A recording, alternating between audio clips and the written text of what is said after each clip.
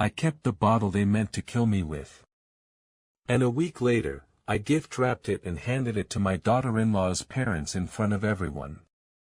Then watched the color drain from their faces at once, the exact second they realized the bottle remembered the poison they poured for me. Before we dive deeper, don't forget to subscribe and drop a comment letting us know where you're tuning in from. My name is Martin Hale. I am 72 years old, a widower, and a grandfather. I am a man who has lived most of his life with a hammer in one hand and a pencil behind his ear. I spent 40 years as a carpenter and builder. Every house I worked on, every cabinet I set into place, I treated as though my own family would live there. A straight cut, a clean joint, doors that shut without needing to be slammed, that was my language. My neighbors call me dependable. I never wanted to be anything more than that. I still live in the home my wife and I built when we were young. June picked the red paint for the front door, and she used to joke that she could find her way back to me from heaven just by looking for it. She has been gone 10 years now, but I still polish that door every spring. It greets me like she used to, warm and certain. Our son, Aaron, grew up in these rooms. I remember him dragging his toes when he thought he was sneaking out late at night, never realizing I was waiting by the kitchen light. He is a good man at heart, but he listens too quickly to whoever speaks with the most confidence, and that has been his weakness. He married Kendra, and though I tried to welcome her, I always felt her eyes moving over my home as though she were taking inventory. Lucy, my granddaughter, is 9 years old. She is my anchor now. She climbs into my lap without asking, squints at unfairness like it offends her personally, and makes drawings of my workshop with the red door always open. She is fearless about asking questions, and I admire that about her. When she visits, I hang up her sketches right above my workbench, where my chisels and planes rest in their drawers. She keeps me honest. She keeps me alive. I am not a sentimental man. I label every drawer, I sharpen every tool, and I like my routines. Coffee that tastes a little burnt, a quiet hour in the workshop, and one pour of whiskey on cold nights. Not the expensive kind with a story on the label, just a steady drink, the kind you can trust. I raise my glass to June, to the work we built together, and to the life that still has to be lived. Until last winter, I thought the worst my family could do to me was forget to call, or speak to me as though I were fragile glass. I thought that was the measure of neglect a man like me might face. I was wrong. I learned that some people start counting your things while you are still breathing, and some even make plans for how to finish you off. And once I saw that clearly, I did what I have always done. I measured the problem. I marked my cuts. And I got ready to finish the job. The first signs came in the quietest way, and that is why they almost slipped past me. A flutter in my chest when I bent to pick up a dropped screw. A moment where the world felt a half step away, as though the floor was uncertain under my boots. I told myself it was nothing. At my age, you learn not to announce every ache. But when it happened 3 times in a week, I sat down on the bench instead of finishing my cut and thought about June. She used to scold me for ignoring what my body tried to say. "You can't build forever, Marty," she'd say, handing me a glass of water. Not without listening. I went to the hospital after one dizzy spell. The room smelled of bleach and plastic. Machines blinked and beeped around me as if they were gossiping behind their hands. I folded mine on the blanket and tried not to feel like a man under inspection. The doctor called it observation.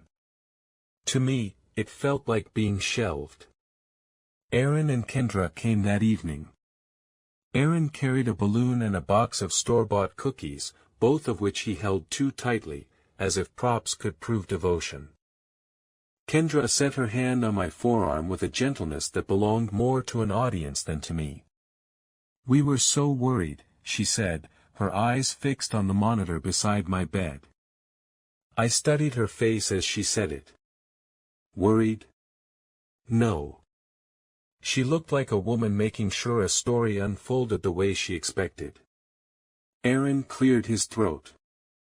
"Lucy made you a card, Dad.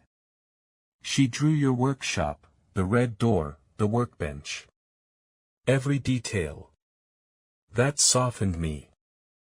I asked him to place it by the window so I could see it when the lights dimmed. For a few minutes, with the card standing there like a sentinel, I allowed myself to believe this was just family worry, nothing more. But then Kendra spoke again, her voice calm, rehearsed. The doctor said the arrhythmia finally showed on the electrocardiogram. That is significant at your age."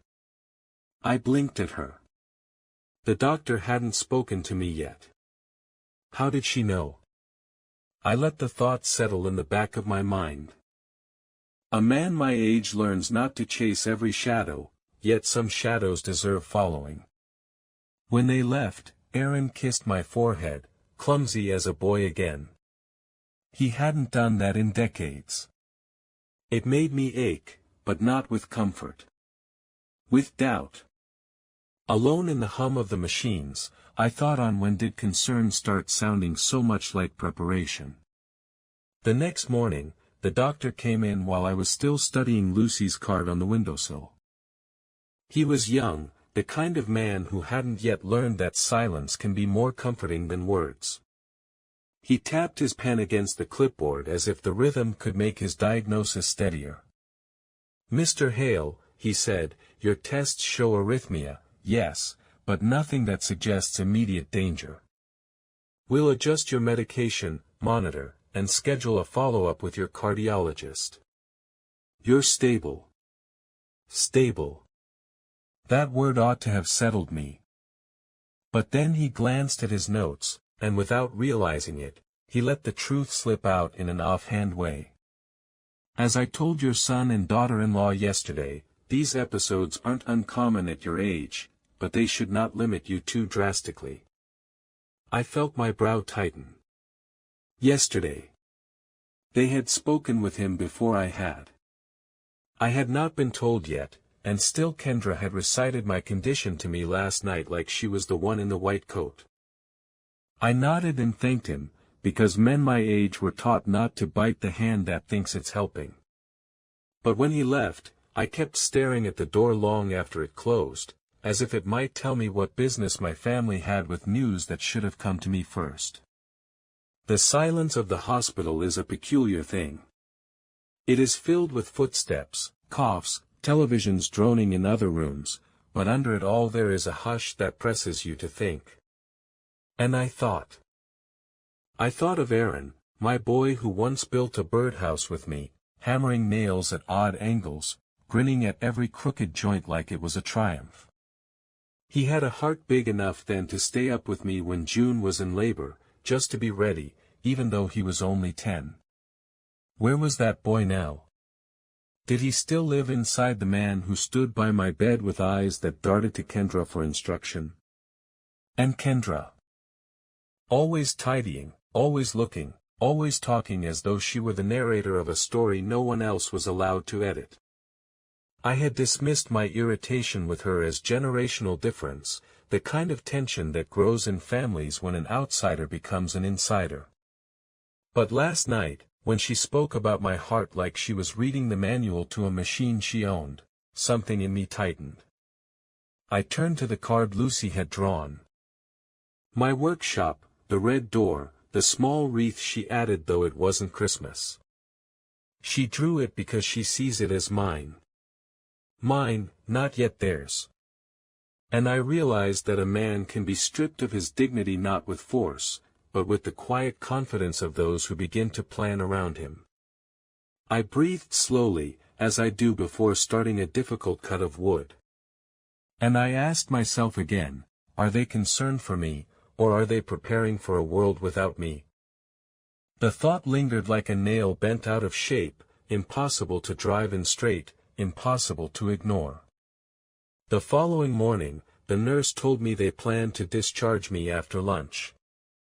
I felt lighter hearing it, like a man being handed back his tools after someone borrowed them too long.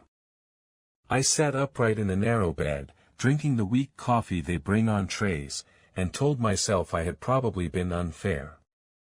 Families worry in clumsy ways. Kendra might speak like she is directing traffic, but perhaps that is her only way of showing care.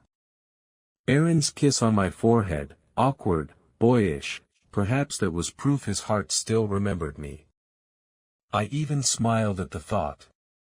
Maybe I had let my mind run away in the quiet of the ward.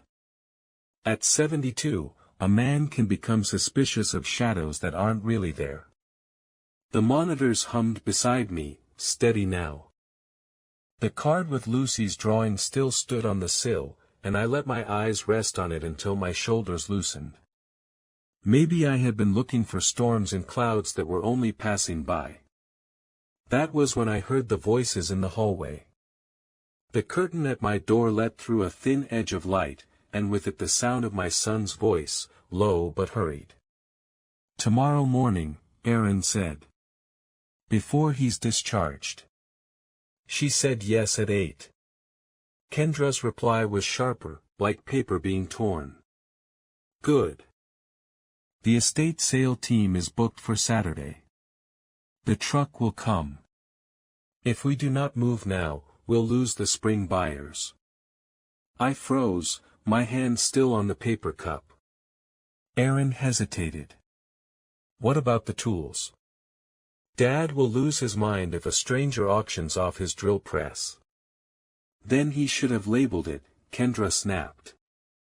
"Do you want to keep living like this? Waiting for him to die so you can move forward? We cannot carry his clutter and his medical drama while Lucy is growing up. It's cruel to her." Silence. Then my son's voice again, smaller. "And the bottle?" "On the sideboard," Kendra said. "He'll drink it when he gets home, because he's sentimental and stupid. He always makes a toast to June. It's tasteless if you do it right." The blogs all said so. Footsteps broke the air, shoes squeaking against polished tile, and their voices fell apart into silence. I sat very still, my coffee cooling in my hand. The strange thing was, I didn't feel rage yet. I felt clarity. All the little moments that had unsettled me, the way Kendra's eyes lingered on my cupboards, the way Aaron deferred too quickly, the way they had spoken to the doctor before I had, all of it fell into place. Like puzzle pieces finally clicking together, only to form a picture no man wants to see. And in that moment, I knew two things: they had already started dismantling my life, and I was the only one left who could stop them. It struck me that this wasn't only about me. It was about June, the red door she insisted on, the plates passed down from her grandmother, the scent of her perfume still rising from the linen closet when the heat kicked on. Those weren't just things. They were the proof of a life lived, the spine of a family story. To see them reduced to lot numbers on an auction sheet was to see her erased. I could not let that happen. I thought of Lucy, too. She is only 9, yet she looks at unfairness with the same steady eyes her grandmother once fixed on me when I spoke too carelessly. What lesson would I leave her if I allowed myself to be pushed aside, poisoned, and parted out without resistance? She deserves to see that a grandfather can still draw a line, even in old age, and defend what matters. I had lived long enough to know a man cannot fight every battle. But some fights choose you, and when they do, you either stand or you vanish. My family had already written me into their plans as though I were gone. I would prove them wrong. The anger was there, yes, but steadier than that was resolve. I had built homes and lives with my hands. I could build a defense, measure, mark, cut, confirm. That was my way. And now, it would become the way I fought back. I started drafting the thoughts about who can I trust. I immediately noted 5 people. 1. Roberta, my lawyer. Sharp, sleepless, the sort who treats midnight panic like a normal working hour. She has handled my odd little wills before and knows how to move fast. 2. Henry, my neighbor. 81, cantankerous, and impossibly reliable. He will drive, fetch, and stand where I tell him to stand without asking why. 3. The county detective I met through Roberta, steady, discreet, used to people hiding things behind polite smiles. 4. My family doctor's nurse, the one on night shift, small favors, timestamps, and stickers. She knows hospital procedure and will help keep the chain of custody honest. 5. Lucy, not for legal work, but as the reason I keep going. Her drawings are the ledger I owe my life to. Time was precious. I didn't wait for Aaron to come collect me. If I let him drive me home, I'd be walking straight into the trap they'd arranged. Instead, I asked the nurse to note Henry's name as my discharge escort. By the time Aaron and Kendra showed up, they'd find nothing but an empty bed and a folded gown. Henry arrived at the side entrance with his battered pickup, cap tilted back and coffee steaming in a dented thermos. "You look like you've seen a ghost," he said. "Not a ghost," I answered. "A plan." We left through the parking garage. I sat in the passenger seat gripping Lucy's card while the bottle and the gift bag rested between my boots like an unexploded shell. The moment we reached the house, I called Roberta. Her voice was crisp, alert, even though it was barely past dawn. I told her everything, what I'd overheard, what I suspected, and what sat on my sideboard now pretending to be whiskey. "Do not pour it, Martin," she said firmly. "Photograph it. Label it. We'll get a courier and a lab on it today." Henry fetched his flashlight and an old digital camera. Together, we stood in my kitchen under the harsh glare of the ceiling bulb. The bottle waited on the sideboard, the same one Kendra had mentioned in the hall. It looked ordinary enough, gold label, shrink band, cork tight. But when I tilted it toward the light, I noticed a faint wrinkle at the band, as if it had been lifted and pressed back. The cork's edge looked darker than it should, the wood swollen by something other than time. I slid on nitrile gloves from the workshop and began documenting. 4 angles.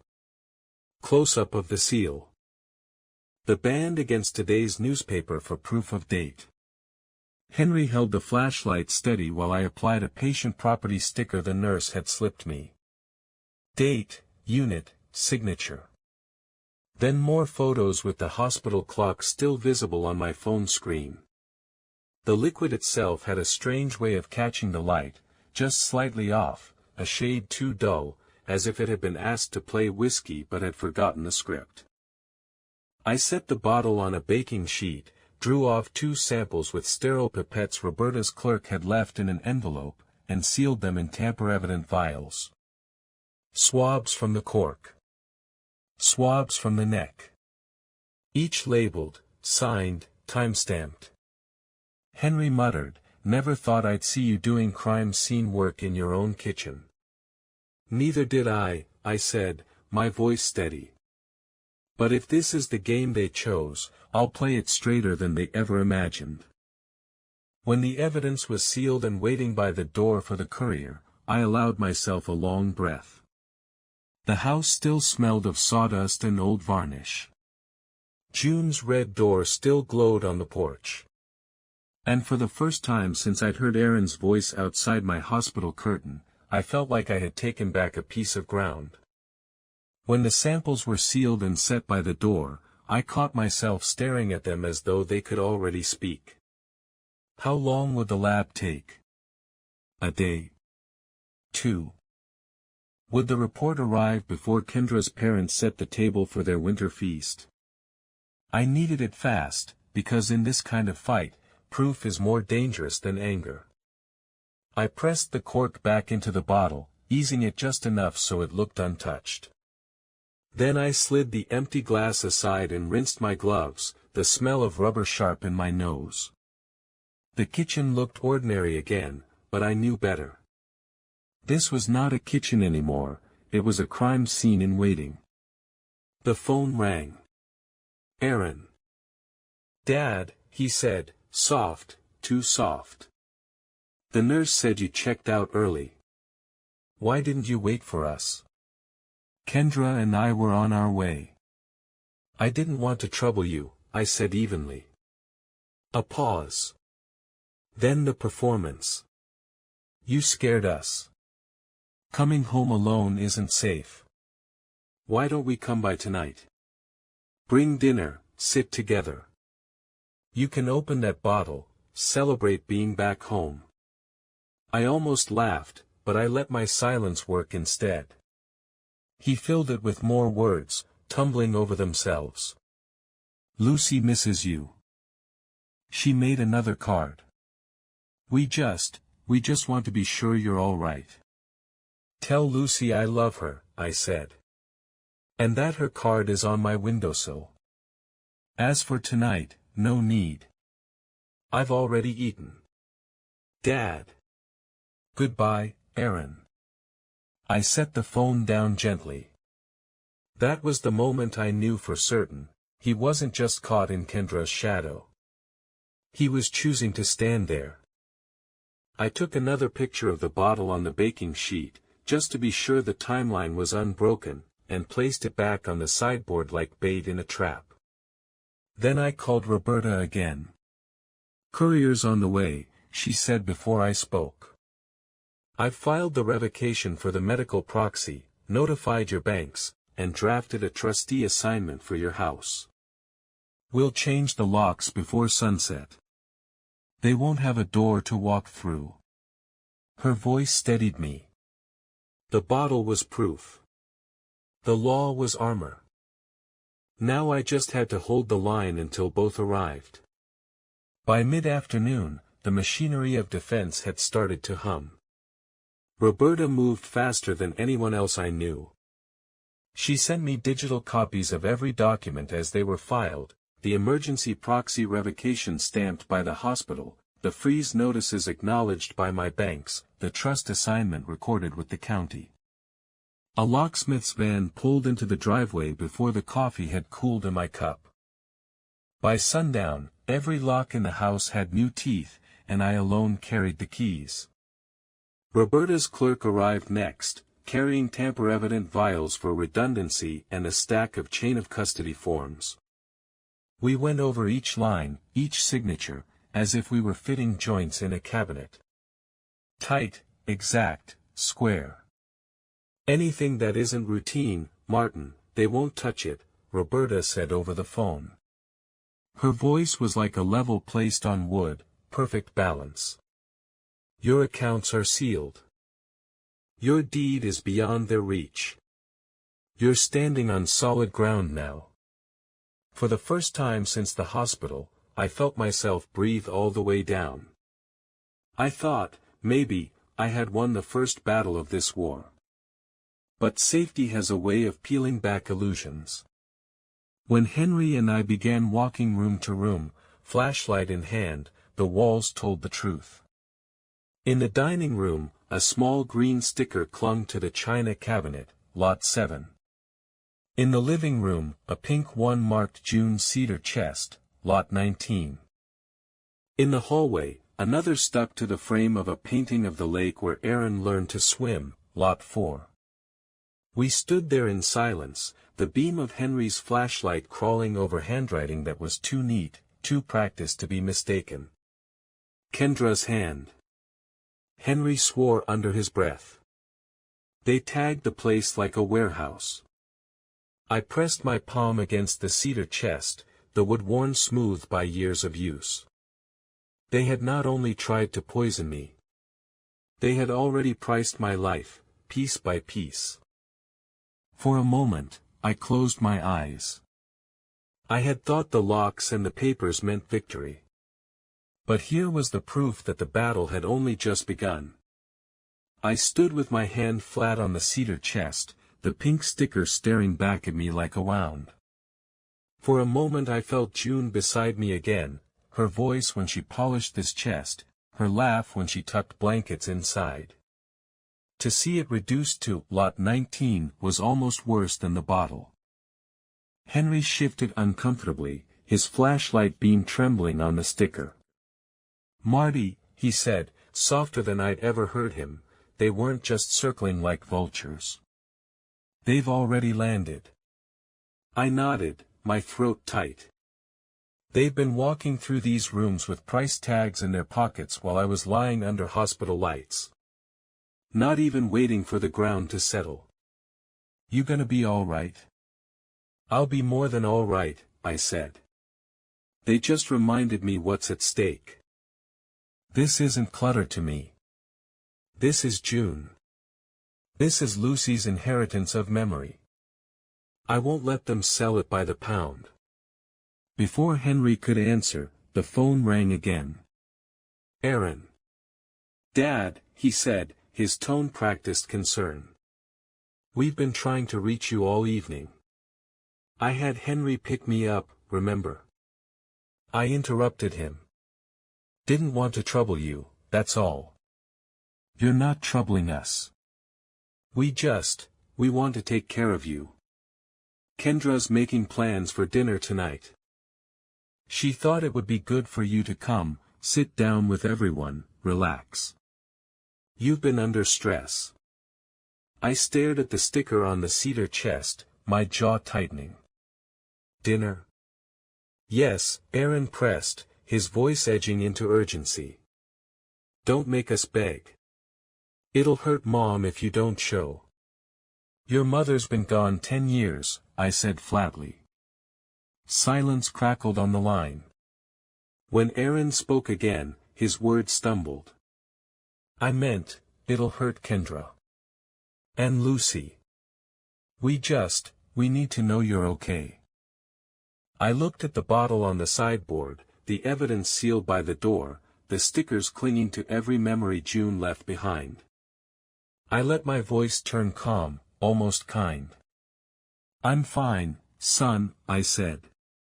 "Safer than you think. I'll see you at dinner soon enough. Don't you worry." When I hung up, Henry muttered, "He's trying to hurry you into the wolf's den." I exhaled slowly. Let them think I'm still walking blind. When the time comes, they'll see I've been wide awake. By the time dusk settled against the windows, Henry's shoulders sagged. He'd stood by me all day without asking for more than a cup of burnt coffee, and I could see the weight of it pressing on his old bones. "Go home, Henry," I said, clapping him on the shoulder. "You've done enough for one day." He hesitated, eyes flicking toward the sideboard where the bottle still sat under its new chain of custody. "You sure you'll be all right alone tonight?" "I'm sure," I said firmly. "This is my fight. You've got gutters waiting on you tomorrow." He grunted, half amused, half reluctant, but finally nodded. "Call me if you so much as sneeze." Then he shuffled out the door, his taillights fading down the road. The house fell quiet, and I stretched out on the bed, but sleep refused me. Every creak of the floorboards, every gust of wind against the shutters felt like an intruder testing the lock. I closed my eyes, tried to steady my breathing, but the images stayed, June's cedar chest with its pink sticker, Aaron's voice on the phone, Kendra's calm rehearsal of my death. I sat up. If I couldn't rest, I could prepare.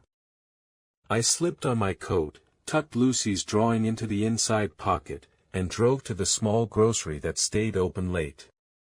The cashier barely looked up when I walked in. I picked up a box of the darkest black tea they carried, the kind that brewed heavy and bitter, a cousin close enough to whiskey and color to fool any eye in a glass, and a new whiskey bottle that looked identical to the one that was poisoned. Back home, I boiled water in the quiet kitchen, steam curling up to the ceiling. I let the tea steep until it turned the shade of old oak, poured it into a pitcher, and watched the liquid catch the light. It looked right, harmless, ordinary, but carrying the weight of a performance that would be anything but. I set the pitcher beside the rinsed, drying whiskey bottle. My hands moved steady, deliberate. Tomorrow, I would cork this bottle not with poison, but with a story, and I would let that story speak louder than anything Kendra's blogs had promised her. I turned off the kitchen light, leaving the bottle and the tea waiting on the counter. Sleep might not come, but resolve had. Morning light spilled through the curtains in long pale stripes. I hadn't slept more than an hour, but I rose steady. Some jobs a man does tired, because waiting only gives fear more room. On the counter sat the new bottle I'd bought, its label crisp, its cork still untouched. Beside it, the pitcher of black tea, cooled overnight to the color of seasoned oak.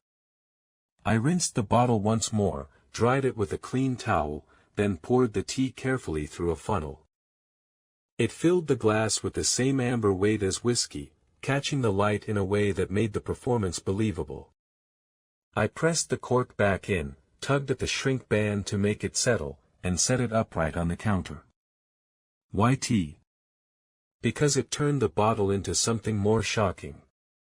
A new whiskey alone might convince them, but tea gave me a performance. It gave me a chance to let them lean forward, glasses raised, their throats tightening not from toxin but from shame. The masquerade would be enough to strip their faces bare in front of everyone. I wiped the counter, tucked the bottle into a fresh bag, and placed it by the red door. Tomorrow night, it would walk into their house with me, not as a trap, but as a mirror. By mid-morning, Roberta called. Courier confirmed chain of custody. Private lab already has your samples. Preliminary results within 24 hours, Martin.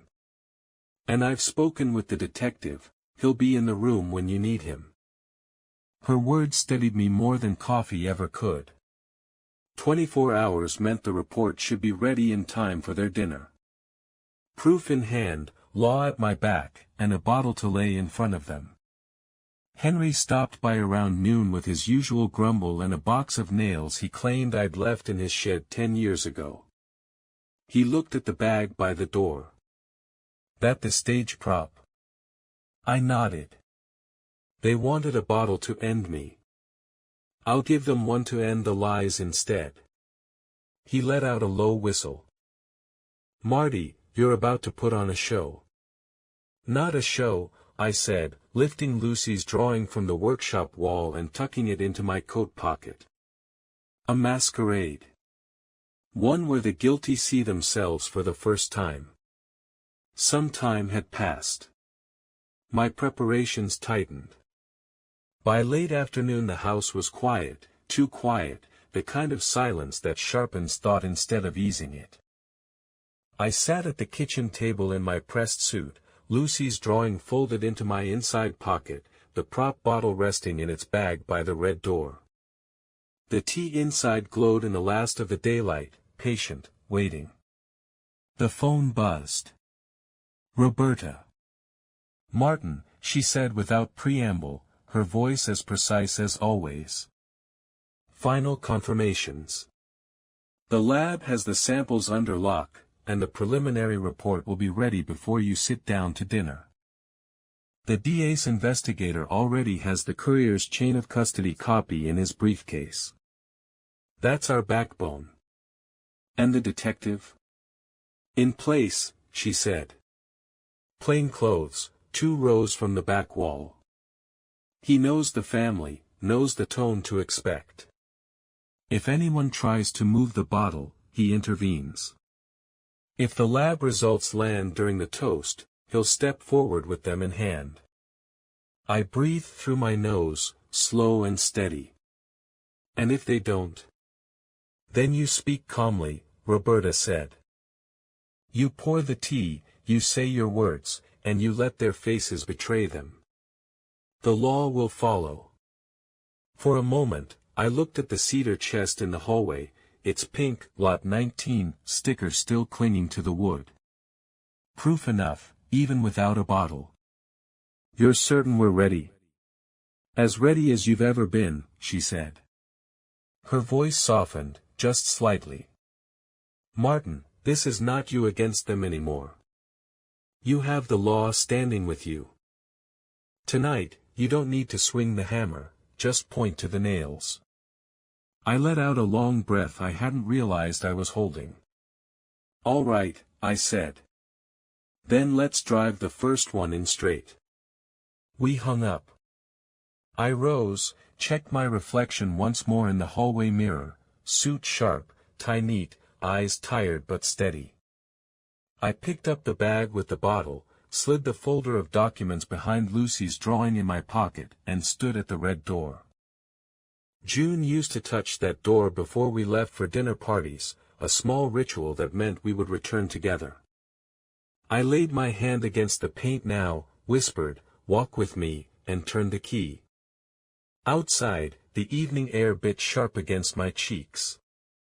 The car waited, the road stretched ahead, and somewhere beyond, a table had already been set. It was time. The Hale place looked modest in daylight, but Kendra's parents' house was another story. As Henry liked to say, they lit it up like a department store window. Strings of bulbs draped the eaves, a rented wreath on the front door, the kind of display meant to reassure neighbors that all was well within. I parked 2 houses down and walked the last stretch, the bagged bottle steady in my hand. Laughter drifted from the porch, too loud, too polished. Not family laughter, performance laughter, the kind that runs ahead of you to set a stage. Inside the foyer, coats were already piled high on the rack, perfume and cologne mixing into a sweet fog. Guests milled near the entryway, neighbors and distant cousins, the sort of people invited for spectacle rather than intimacy. That suited me fine. The more eyes, the better. Kendra's mother spotted me first, sweeping over with arms wide. "Martin. You made it," she said, her smile rehearsed but her glance darting, down to the bag I carried, then back to my face. "Wouldn't miss it," I said evenly. She ushered me in, her hand light on my arm but steering nonetheless. The dining room glowed under a chandelier, the long table dressed in linen and polished silver.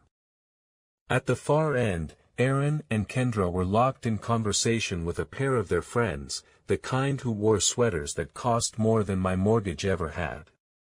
Their laughter faltered when they saw me, then picked up again, forced, brittle. I took in the room as a builder studies a foundation. For seats to the right, a man I didn't recognize sat alone with a glass of water, watching quietly. Plain tie, jacket too simple for the company. The detective. He didn't nod, didn't break the rhythm of the room, just blended in like a man accustomed to silence. Perfect. I set the bag gently on the sideboard, its weight announcing itself without a word. A few of the guests glanced at it, curious. One asked if it was a gift. I smiled and said, "Of a sort." Kendra crossed the room, her hand clutching Aaron's sleeve. Her smile was smooth, but her eyes searched the bag like a thief checking a lock. "Dad," she said, too brightly. "We weren't sure you'd make it." "I gave my word," I said. "And I keep my word." Around us, conversation swelled again. Plates clinked.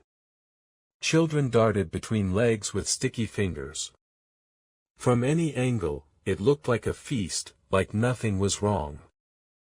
Only the detective's stillness and the bottle on the sideboard marked the truth. Dinner was about to begin, and with it, the masquerade. The long dining table stretched like a stage. Silverware glinted in lines, plates gleamed with patterns no one would remember once the food covered them. I took the seat offered near the center, halfway between Kendra's parents and my son, where everyone would have to look at me whether they wished to or not. Aaron slid in across from me, his smile taut. Kendra took the place beside him, close enough that her shoulder brushed his sleeve each time she leaned in to whisper.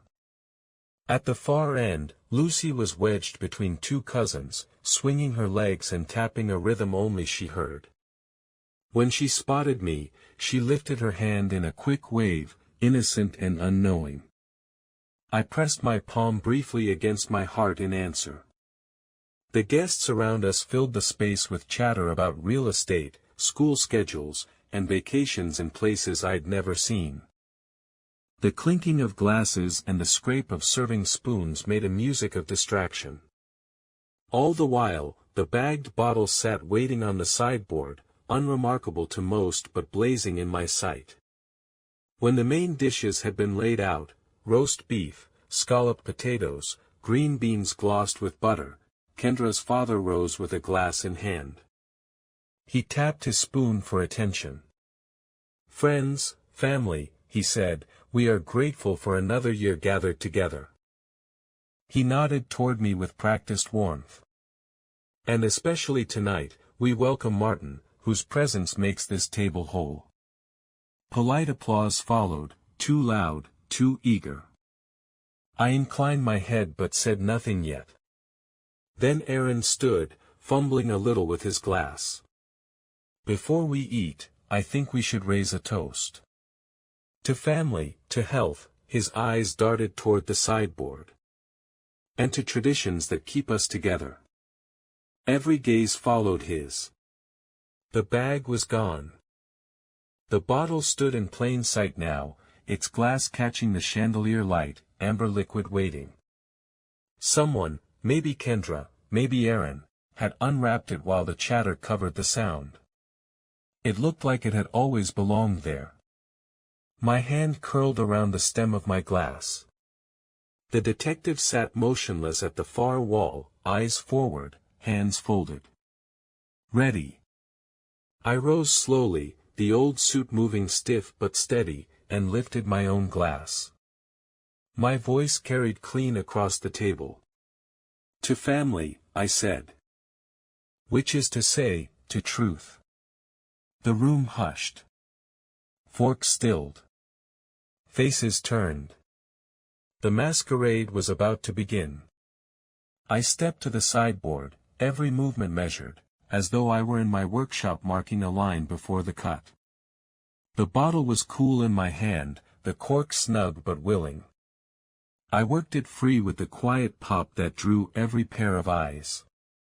"Let us do this properly," I said, steady and clear. "A glass for each of us." No one protested. Why would they? To them it was just whiskey, just ritual. I moved around the table, filling each glass in turn. The amber liquid caught the light, rich as oak, flowing smooth and steady. Guests leaned forward, smiling at the tradition. Only two faces froze, Aaron's and Kendra's. Aaron's fingers twitched against the tablecloth, restless, betraying the effort it took not to lunge. Kendra's smile held, but her eyes had gone sharp, fixed on the bottle, then flicking toward her parents as if calculating who might fall first. "Drink with me," I said as I set the bottle back on the sideboard. "To June. To family. To truth." I raised my glass high. All around, others did the same, laughter bubbling, chatter folding into the moment. The detective did not move, his glass untouched, but his gaze was steady, watching the shift ripple through the room. And then the first neighbor took a sip. Another followed. Glasses tilted back, amber sliding past lips. A cheer rose, short, good-natured. But across from me, Aaron had gone pale. Kendra's hand hovered over her glass, not lifting, her knuckles white around the stem. I watched them both, let the silence find them. "Go on," I said softly, my voice carrying in the hush that followed. "Drink." The guests laughed, thinking it a jest, and lifted their glasses again. But Aaron's chair creaked as he shifted, his eyes darting from face to face, then back to mine. His lips parted, but no words came. Kendra's throat worked, dry, caught between a command and a plea. Around them, the room enjoyed the toast. Only they tasted nothing. Only they knew what the glass was meant to hold. And in that instant, I saw it plain, the color draining from their faces, shame blooming where fear had failed. The masquerade had worked. They knew that I knew. I let the silence deepen until it had weight. Then I raised my glass higher and smiled. "Do you know what you just drank?" I asked. "Not whiskey.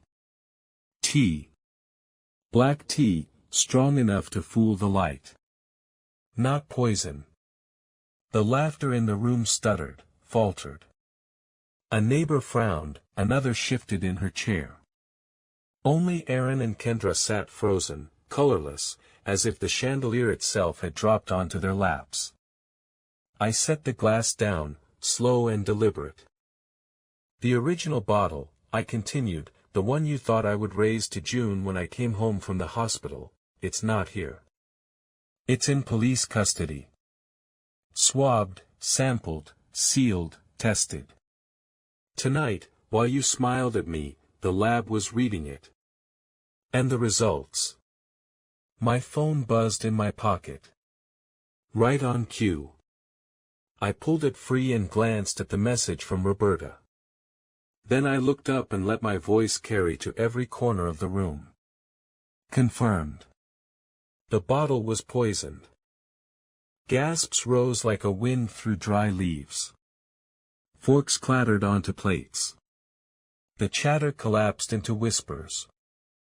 The man at the far end of the room, the plain one in the simple tie, stood. His voice was calm, unhurried. "Detective Harris, County Sheriff's Office." He held up his badge. "Ladies and gentlemen, stay seated."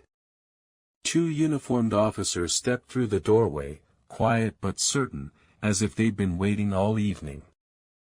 The detective continued, "We have chain of custody evidence and a certified toxicology report. We have recordings of conversations in the hospital corridor. And we have corroboration from financial institutions and a witness to estate sale tags already placed on property." Aaron's mouth worked soundlessly. Kendra gripped his wrist hard enough to leave marks. But Harris wasn't looking at them anymore. His gaze shifted to the far end of the table, to Kendra's parents. "You two," he said evenly, "helped arrange the sale. You concealed knowledge of the plan. You may not have poured the poison, but you backed it with silence. That makes you complicit." Kendra's mother shot to her feet. We never touched a bottle. We only." "Save it," Harris cut in. "You'll have your say downtown." The officers moved swiftly, circling the table. Chairs scraped back, voices rose, protests rang sharp against the chandelier's light. But there was no mistaking the shift, this was no longer a dinner. It was a raid. Aaron sagged in his chair, his face gray, his eyes darting everywhere but toward me. Kendra snarled, words spilling hot and desperate, but the cuffs closed all the same. Her parents stood stunned, their holiday smiles crumbling into open mouths as the officers read their rights. Around the table, the other guests stared in stunned silence. A cousin clutched her pearls. A neighbor muttered a prayer. Lucy's small voice broke through it all, "Grandpa." And I met her eyes across the room. I nodded once, steady. "It's all right, sweetheart. It's finished." The officers led them out one by one, the click of handcuffs and the shuffle of shoes the only sounds left. The detective gave me a small, sharp nod before following. And then the house was quiet again, except for the creak of the chandelier and the faint drip of wine from a knocked-over glass. I raised mine once more, still filled with tea, and spoke softly, but every guest heard it. To June. To Lucy. To Truth. This time, no one dared lift a glass but me. By the time I returned home, the night had gone still. The red door glowed faintly in the porch light, the same door June once polished until it shone like a welcome. I stood with my hand flat against it for a long moment before unlocking it. Inside, the house smelled of varnish and old cedar. The stickers were still there, green, pink, blue, each one clinging to some piece of my life like a thief's fingerprint. I didn't peel them off. Not yet. They reminded me how close it had come, how fragile even a lifetime's work can be when betrayal walks in your bloodline.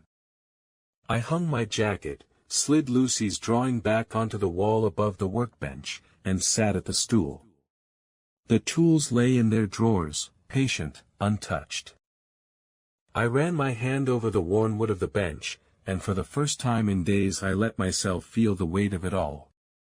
They hadn't just tried to kill me. They had tried to erase me, June's laughter, Lucy's future, every board and beam of the life we'd built. And tonight, I stopped them. But victory is a thin comfort when your enemy is your own son. Aaron's face stayed with me, pale and broken, a boy's eyes in a man's body as the cuffs closed around him. I told myself he had chosen his path, that I had only measured and cut the wood laid in front of me.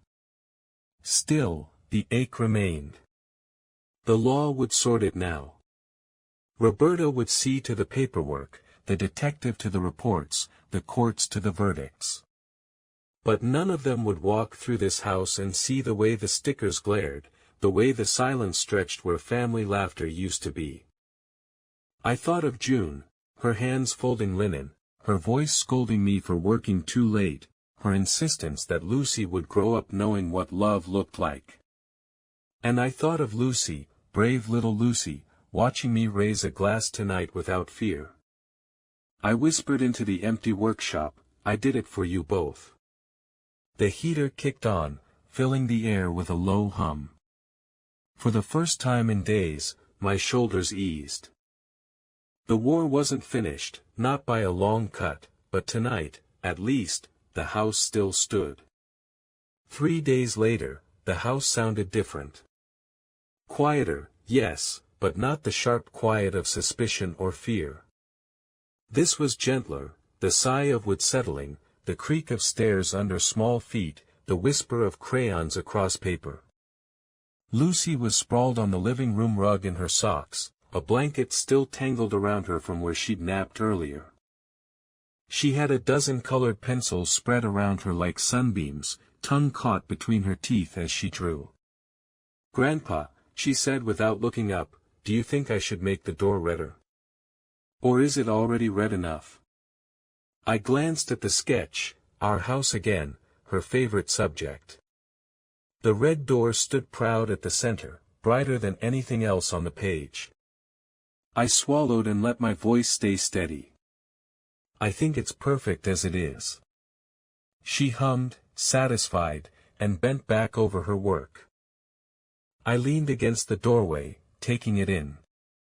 No stickers clung to the furniture anymore. I peeled them all, one by one, until the paper tore and the glue gave way. Lot numbers were gone, replaced by the soft breath of a child at play and the faint smell of crayons melting into paper. For the first time since the hospital, I let myself sit back in my own chair, close my eyes, and breathe without bracing for footsteps. The house no longer felt like a ledger someone else had started writing. It felt like mine again, or maybe ours. Lucy's laughter broke out suddenly, a bright sound that chased away the last shadows. She held up her drawing. See? The door looks like it's smiling now. I reached out, took the page carefully, and studied it as though it were a blueprint. You're right, I said. It does. She curled up against my side, her head warm on my shoulder, crayons forgotten on the floor. My arm folded around her small frame, steady and certain. Outside, the late winter wind rattled the shutters, but inside, the house held strong. June's door was still red. Lucy was still laughing. And I was still here. That would be enough. Greetings, and thanks for spending your time with us today. I truly hope you enjoyed the video. I want to wish you a peaceful day or a restful evening, wherever you may be. Take care, and we'll see you next time.